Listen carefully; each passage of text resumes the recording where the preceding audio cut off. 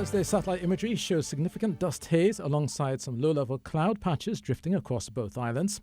This dust haze has reduced visibility at Crown Point to 5 to 6 kilometers earlier today, and at Piarco visibility dropped to 2 kilometers at 7 a.m. and has since improved to 6 kilometers during that Thursday afternoon. Now, the satellite imagery also shows a southeasterly wind flow which is directing the Saharan dust haze northwards across Trinidad and Tobago towards the Windward Islands and up towards Guadeloupe in the southern leewards. The Saharan air layer shows this moderate to high concentration of dust in the central Atlantic will continue to move across the island chain through the weekend. Meanwhile, looking at the weather chart, we have this Atlantic frontal system stretching across Hispaniola towards Jamaica and into the Central Caribbean Sea. Unfortunately, there's little relief expected from the dry, dusty conditions across the Eastern Caribbean for the next few days. So here at home, Piarco's high was 32 degrees Celsius and at Crown Point 31 degrees Celsius. Later across both islands tonight, it will be fair but hazy, with a low at 25 degrees Celsius expected in Tobago, 24 degrees Celsius in Trinidad. Friday for both islands will remain generally fair and hazy, despite that brief isolated shower, with a maximum temperature of 31 degrees Celsius at Crown Point.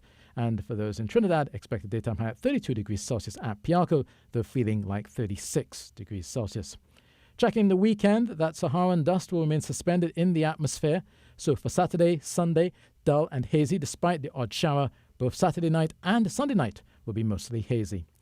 Looking at the marine forecasts, fish folk still experiencing east-southeasterly winds and moderate seas offshore with wave heights up to 2 meters and below 1 meter in those sheltered bays. High tide for Port of Spain will be at 8:44 a.m. and at 9:01 p.m. with low tides at 2 a.m. and 3:20 p.m. And for Scarborough, look for your high tide at 8:15 a.m. and 9:03 p.m. with low tide at 1:45 a.m. and 3:04 p.m.